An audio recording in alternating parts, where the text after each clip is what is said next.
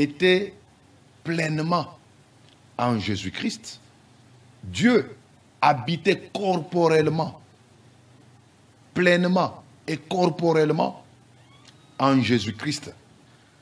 Mais Dieu est devenu homme sans commettre de péché. Donc Jésus-Christ était saint, il était intègre, il était parfait. C'est pourquoi on appelle ça mystère de la piété. Dieu qui devient homme, mais sans commettre de péché. C'est ça le mystère de la piété. C'est pourquoi nous pouvons lire par exemple en Hébreu, Hébreu chapitre 4, le verset 15. Hébreu 4, 15. L'Écriture dit: car nous n'avons pas un souverain sacrificateur qui ne puisse compatir à nos faiblesses. Au contraire, il a été tenté comme nous en toutes choses, sans commettre de péché. Jésus a été tenté comme nous autres, en toutes choses. Mais lui, il n'a pas commis de péché. Adam et Ève étaient tentés dans le jardin d'Éden en Genèse 3. Ils sont tombés, ils ont commis le péché et ils ont entraîné toute la race humaine dans le péché. Mais Jésus-Christ est venu comme le second Adam. Il a été aussi tenté comme Adam, mais il n'a pas commis de péché. Vous voyez un peu cela? Il n'a pas...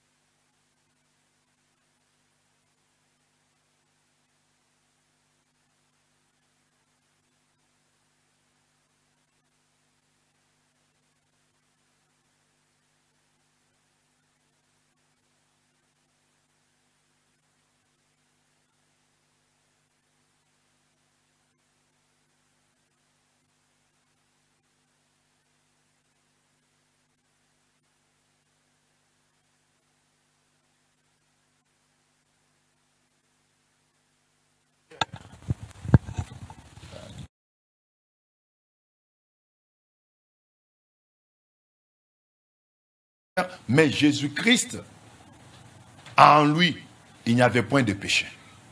Il était saint, il était parfait, il était intègre dans tout ce qu'il faisait. 2 Corinthiens. 2 Corinthiens chapitre 5, le verset 21. 2 Corinthiens 5, 21. Celui qui n'a point connu le péché, il l'a fait devenir péché pour nous, afin que nous devenions en lui justice de Dieu. Celui qui n'a point connu de péché, c'est-à-dire Jésus-Christ, Dieu l'a fait devenir péché pour nous, afin que nous devenions en lui justice de Dieu. Vous voyez un peu cela. En Jésus, il n'y avait aucun péché. Et c'est ce qu'on appelle mystère de la piété. Dieu qui devient homme, qui prend la chair, sans commettre de péché. C'est ça le mystère de la piété. Et cinquièmement, pour terminer, voulais-je dire, le mystère de la piété, c'est le ciel venant sur la terre, le Dieu tout-puissant, le Créateur glorieux, inaccessible, naissant d'une femme, prenant un corps, vivant en forme d'esclave, d'homme humilié, méprisé et maltraité. C'est ça le mystère de la piété. Je répète. Le mystère de la piété, c'est le ciel venant sur la terre.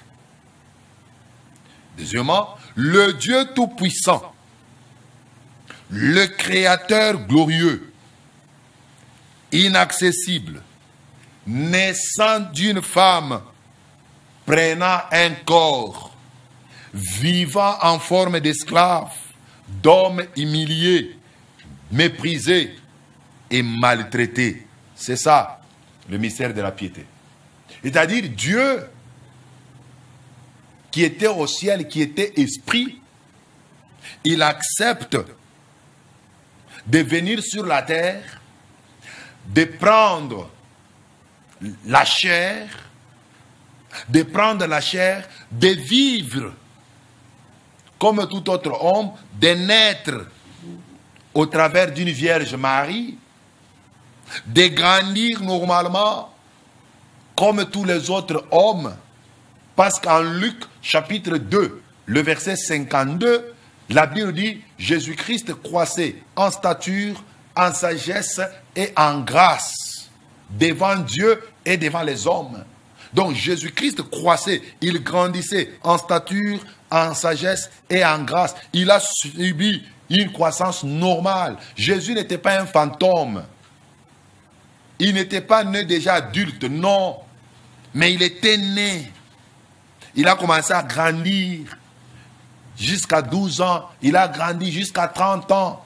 Il a commencé à servir Dieu publiquement. Et à 33 ans, 3 ans après, il a été crucifié. Donc, il a grandi normalement. Et quand il a porté les corps, il a été humilié, il a été méprisé. Vous voyez un peu cela? Il a été maltraité. Mais il a accepté ça. C'est ce qu'on appelle mystère de la piété. C'est incompréhensible. C'est incompréhensible. Vous voyez un peu cela? C'est ça que Philippiens, chapitre 2, à partir du verset 5 jusqu'au verset 11 nous dit.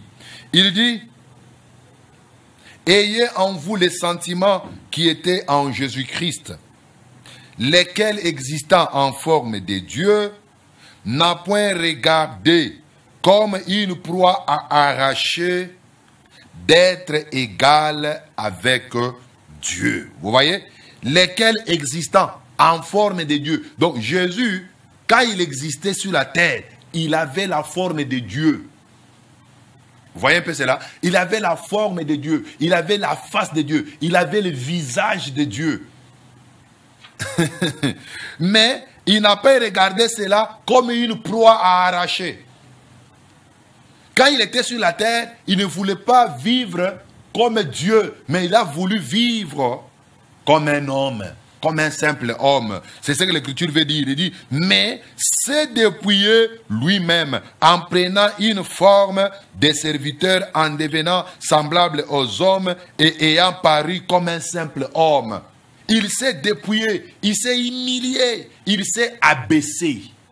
Vous voyez un peu cela? Jésus s'est abaissé sur la terre. Il ne voulait pas plus vivre comme Dieu, mais il a voulu vivre comme un homme. Mais il n'a pas renié sa divinité, non. Il n'a pas renié sa divinité, non, non. Mais il a préféré vivre comme un simple homme. Il a voulu vivre comme un serviteur, afin de nous donner, nous autres ici, un exemple à suivre. Et Dieu est devenu homme pour donner un modèle aux autres hommes, comment ils devaient vivre dans la piété et plaire à Dieu. Jésus est devenu comme un matériel didactique, nous montrant comment on peut servir Dieu dans la crainte, dans la fidélité, comment un homme peut craindre Dieu, comment un homme peut vivre sur la terre sans commettre des péchés. C'est possible. Malgré que beaucoup de gens ne veulent pas accepter ça aujourd'hui. C'est possible de vivre sur la terre sans commettre des péchés. Vous voyez un peu cela? C'est possible de vivre sur la terre sans commettre des péchés. C'est pourquoi nous devons être des modèles. Et le secret de vivre sur la terre sans commettre des péchés commence par l'accession à la connaissance du mystère de la piété. Si vous pouvez croire que Jésus était Dieu et en étant Dieu sur la terre, il a vécu sans commettre de péché, cette connaissance-là va vous permettre à ce que vous aussi, vous puissiez vivre sans commettre de péché. Alléluia. Mes frères, ce sont des choses que nous devons connaître et des choses que nous devons croire. Écoutez maintenant le verset 8. Il s'est humilié lui-même, se rendant obéissant jusqu'à la mort, même jusqu'à la mort de la croix. Il s'est humilié en se rendant obéissant jusqu'à la mort de la croix. Verset 9. C'est pourquoi Dieu aussi l'a souverainement élevé et lui a donné le nom qui est au-dessus de tout nom. Écoutez, le nom de Jésus est au-dessus de tous les noms qui peuvent exister dans le ciel, sur la terre, même sous la terre. C'est pourquoi Actes des Apôtres, chapitre 4, le verset 12, l'Écriture dit, il n'y a aucun autre nom qui a été donné aux hommes par lesquels nous pouvons être sauvés, si ce n'est que le nom de Jésus. C'est le nom de Jésus qui sauve. Quand tu es malade, tu invoques ce nom, tu as la guérison. Quand tu as des problèmes, tu invoques ce nom, tu as la solution à ton problème. Grâce à ce nom, les gens ont parlé en langue, les maladies ont été guéries, les paralytiques ont marché, grâce au nom de Jésus. Mais aujourd'hui, mes frères, le nom de Jésus est en train de disparaître dans les églises. C'est le nom des apôtres, c'est le nom des pasteurs, c'est le nom des prophètes, c'est le nom des évangélistes et des docteurs qui est en train de primer. Aujourd'hui, c'est le nom des daddy. C'est toujours daddy, daddy, daddy, daddy. Vous voyez un peu cela? Le nom de Jésus est en train de disparaître. Raison pour laquelle il n'y a pas de conversion authentique dans des églises. Parce qu'on ne prêche pas Jésus. Tu peux avoir la bonne foi de marcher dans la crainte de Dieu. Mais si tu es dans une église où on ne te parle pas de Jésus, tu ne seras pas converti. Tu ne naîtras pas de nouveau. Vous voyez un peu cela? Parce que ce qui amène à la véritable nouvelle naissance, c'est la connaissance de Jésus. C'est la connaissance de Jésus. Il a reçu un nom qui est au-dessus de tous les noms. Aujourd'hui, tout le monde commence à prier toujours au nom de Dieu, au nom de, au nom le Dieu de mon Père, tel. Mais si le Dieu de ton Père, tel là, c'est Jésus-Christ, pourquoi ne pas parler seulement Jésus-Christ? Le problème, c'est quoi? On veut introduire quand même les noms du pasteur, du prophète, de l'apôtre dans la prière ou en matière de salut. C'est faux, mes frères. Tu peux invoquer le nom de ton apôtre même 1 million de fois. Il n'y aura rien. Mais le nom de Jésus, lorsque tu l'invoques, il y aura quelque chose. Vous qui prétendez invoquer le nom de vos apôtres, le nom de vos prophètes, et vous avez des effets, n'oubliez pas que les miracles ne sont pas opérés seulement par Dieu. Même Satan aussi opère des miracles. N'avez-vous jamais lu en Apocalypse chapitre 13, lorsqu'on nous parle de la bête qui montait de la mer? La Bible nous dit, elle va opérer des prodiges jusqu'à séduire le peuple de Dieu, si c'est possible. Vous voyez un peu cela? Et ce sont les choses que nous vivons aujourd'hui. Même les faux apôtres, les faux prophètes, ils viennent avec les miracles. Écoutez-moi, ça peut être fort, mais c'est vrai. Les miracles ne sont pas des signes qu'un homme est appelé authentiquement par Dieu. Mais les miracles accompagnent aussi la vraie parole, la vraie doctrine. Mais là où il y a les miracles, mais il n'y a pas la parole, ces miracles-là ne viennent pas de Dieu.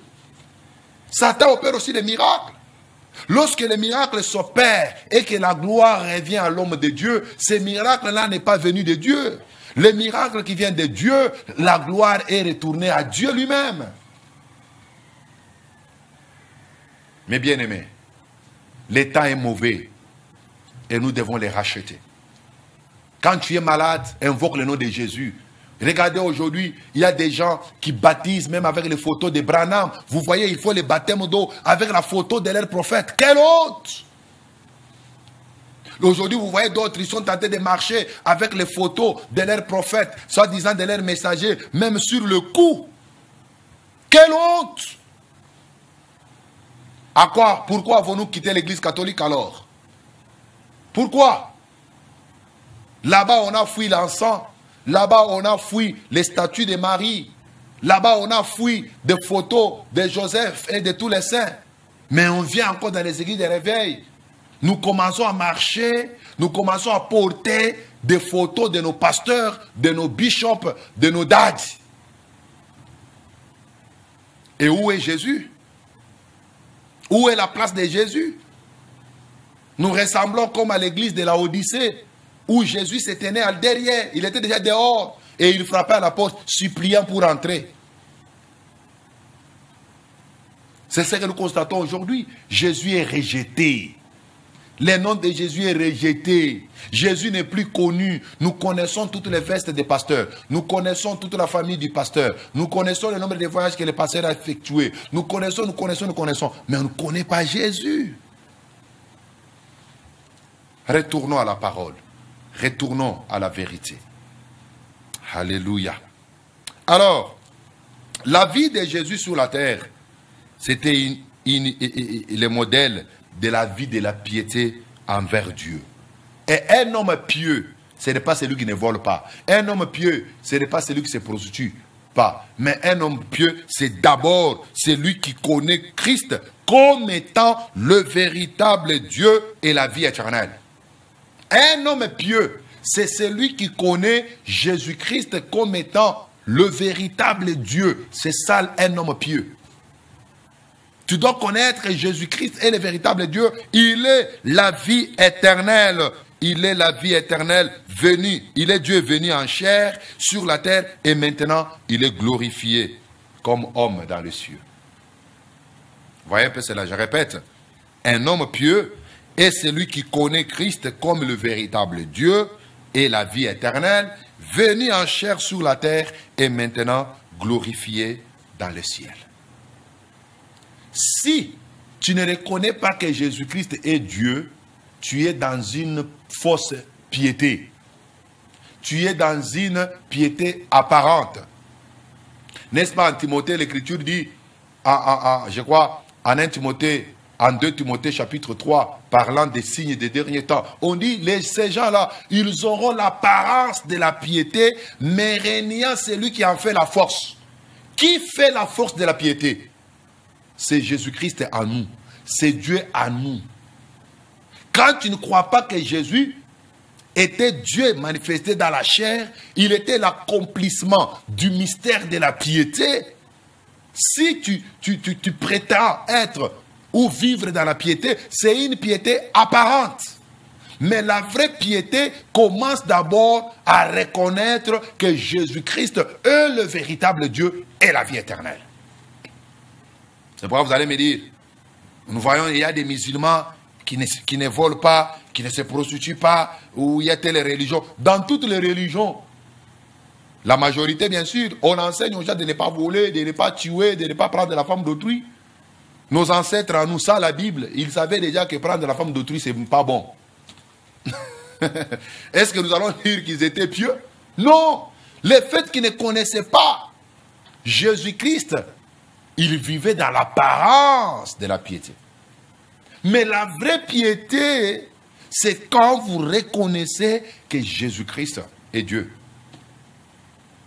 C'est ça, le début même de la piété. Et 1 Jean, chapitre 5, 1 Jean, chapitre 5, le verset 20, me dit ceci. Nous savons aussi que le Fils de Dieu est venu et qu'il nous a donné l'intelligence pour connaître le véritable. Et nous sommes dans le véritable en son Fils Jésus-Christ. C'est lui, c'est-à-dire les fils là, c'est lui qui est le Dieu véritable et la vie éternelle. C'est-à-dire, lorsque Jésus est venu, il est venu pour nous donner la connaissance du véritable Dieu. Il est venu nous donner l'intelligence pour connaître le véritable Dieu. Et en son Fils Jésus-Christ, nous sommes dans le véritable. Et si vous voulez bien le comprendre, c'est lui, le Fils, Jésus, qui est le Dieu véritable et la vie éternelle. Ça, c'est une écriture clé à ce qui concerne le mystère de la piété. Jésus, c'est lui qui est le Dieu véritable et la vie éternelle. Ce que j'aime, c'est que le verset 21 dit, petits enfants, gardez-vous des idoles. En d'autres termes, ça veut dire quoi? C'est lui qui ne croit pas que Jésus est Dieu, c'est un idolâtre. Vous voyez un peu cela? C'est lui qui n'adore pas Jésus. C'est lui qui adore son prophète. C'est lui qui adore son apôtre. C'est lui qui adore la photo. d'une personne, d'un prophète, je ne sais pas de qui que ce soit, si tu te prostères devant cette photo-là, tu te prostères devant cette statue, tu es un idolâtre. Le seul Dieu devant lequel nous devons nous prosterner, son nom s'appelle Jésus-Christ. C'est lui qui est le Dieu véritable et la vie éternelle. 1 Jean 5, 20 nous le confirme. Nous savons aussi que le Fils de Dieu est venu et qui nous a donné l'intelligence pour connaître le véritable, et nous sommes dans le véritable. En son Fils Jésus-Christ, c'est lui qui est le Dieu véritable et la vie éternelle. Mes frères, lisons encore Matthieu chapitre 11, le verset 27. Vous allez voir la déclaration que Jésus fait, et nous allons retourner en 1 Jean 5, 20. Matthieu 11, 27. Jésus dit: toutes choses m'ont été données par mon Père. Personne ne connaît le Fils si ce n'est le Père. Et personne non plus ne connaît le Père si ce n'est le Fils. Et c'est lui à qui le Fils veut le révéler. Donc personne ne peut connaître Jésus. Vous voyez? Personne ne peut connaître le Père si ce n'est Jésus. Et à qui Jésus veut le révéler. Donc Jésus est venu nous révéler le Père. Vous voyez? Jésus est venu, Jésus en tant que fils, il est venu nous révéler le Père. Mais c'est quel Père que Jésus a parlé? Un Père avec la barbe, comme on nous représente dans les réveillez-vous des témoins de Jéhovah. Ce n'est pas ça. Mais 1 Jean chapitre 5, verset 20 nous dit, le Fils qui est venu révéler le Père, il nous a donné l'intelligence pour connaître le véritable Dieu. En son Fils Jésus-Christ, nous sommes dans le véritable Dieu. C'est lui qui est le Dieu véritable. Donc, le Père, c'est lui-même Jésus. Waouh! C'est lui-même Jésus qui est le Père. Il n'y a pas de différence. Jésus ne nous a pas montré un papa avec la barbe. Non. N'est-ce pas, il nous a dit, moi et mon Père, nous sommes un. Qui m'a vu, a vu le Père. Est-ce qu'on peut encore lire ça? Jean, chapitre 14. Jean, chapitre 14. Mes bien-aimés, suivez-moi très bien. Je commence par le verset 6e. Je descends jusqu'à peut-être au verset 10 ou 11. Jésus lui dit, je suis le chemin, la vérité et la vie. Nul ne vient au Père que par moi. Si vous me connaissiez, vous connaîtriez aussi mon Père. C'est-à-dire, dès que Jésus a dit, personne ne connaît le Père si ce n'est le Fils et l'homme à qui le Fils veut le révéler. Écoutez maintenant, quand Jésus commence à révéler le Père, il dit, si vous me connaissiez, vous connaîtriez aussi mon Père. Et dès maintenant, vous le connaissez et vous l'avez vu. Les disciples ont vu qui? Et voyez Jésus là-bas, le Fils. Mais Jésus leur dit, si vous me connaissez, vous allez connaître aussi mon Père. Et maintenant là, vous l'avez vu, vous avez vu le Père. Mais eux, ils étaient en présence du Fils. Alléluia. Donc Jésus voulait dire quoi? Lui et son Père, lui, il représentait son Père. Il était le Père lui-même. Il manifestait le Père, voulais-je dire. Il dit, dès maintenant, vous les connaissez et vous l'avez vu. Philippe lui dit, Seigneur, montre-nous le Père et cela nous suffit. Jésus lui dit, il y a si longtemps que je suis avec vous. Tu ne m'as pas encore connu, Philippe. C'est lui qui m'a vu, a vu le Père. Comment dis-tu, montre-nous le Père? Mes frères, la parole du Seigneur, elle est tellement claire. C'est lui qui voit Jésus, automatiquement il a vu le Père. C'est lui qui connaît Jésus, automatiquement il connaît le Père. Parce que lui, il est le Père. Alléluia. Et c'est ce qu'on appelle mystère de la piété. Mystère pourquoi? Cela n'est pas connu à tout le monde. Si tu n'as pas eu un bon pasteur pour t'enseigner cela, tu ne le comprendras pas.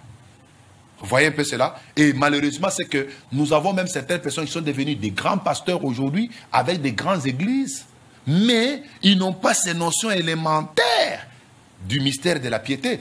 La personne de Jésus, la divinité de Jésus, demeure toujours pour eux un mystère, alors que la Bible en a déjà parlé. Vous voyez un peu cela? Mais le conseil que je vous donne, frère, c'est que nous ne pouvons pas tout comprendre. Ça, c'est vrai. Mais recevons simplement par la foi les témoignages de l'Évangile. Recevons tout simplement par la foi les témoignages de l'Évangile, ce que l'Esprit de Dieu nous révèle concernant Dieu manifesté dans la chair. C'est ça. Recevons tout simplement par la foi. Crois. Les mystères, on ne les comprend pas totalement. Oui, oui. Un mystère, on ne peut pas le comprendre parfaitement. Non, non. Il peut y avoir toujours des zones d'ombre qui peuvent rester. Mais tant que les Écritures affirment que Jésus était le Père, que Jésus était Dieu, croyons-le, tout simplement. Et c'est ça le début même de la piété, et c'est ça même la vie éternelle. Prochainement, nous allons encore sonder. Il y a beaucoup d'écritures que je n'ai pas données pour que nous comprenions comment Jésus est Dieu manifesté dans la chair. C'est vraiment très important. C'est pourquoi je vous supplie de ne pas manquer le lundi prochain. À la même heure, c'est-à-dire le lundi, ce sera à 15h, 15h45, nous commençons déjà l'émission Posons les fondements avec les mêmes sujets. Mais pour ceux qui nous suivent en rediffusion, c'est les samedis à 20h. Chaque samedi à 20h, c'est là où, à 20h, ce sera votre émission Posons les fondements, toujours sur votre meilleure chaîne chrétienne, ZTM. Moi, c'est le pasteur Cédric Loukoussa. Je suis le pasteur de l'église Temple Chrétien Mont-Carmel. Nous sommes sur l'avenue Kitega, numéro 110 dans la commune de Kinshasa. C'est au croisement de l'avenue Kitega et Kassavubu. Vous allez trouver l'église Temple Chrétien Mont-Carmel. Nous sommes au numéro 110. Venez le mercredi et le vendredi, 17h30 à 19h30, ou soit les dimanches, de 8h juste jusqu'à 11h30, pour communier ensemble avec nous. Nous avons un numéro de téléphone, c'est un numéro WhatsApp, vous pouvez nous écrire, vous pouvez poser des questions.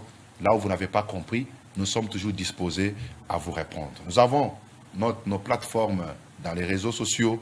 Nous sommes sur YouTube, Pasteur Cédric Loukoussa officiel. Visitez notre chaîne YouTube, notre compte, notre page Facebook, notre compte Twitter. Entrez partout là. Vous serez énormément bénis au travers de la parole que nous donnons sur cette chaîne.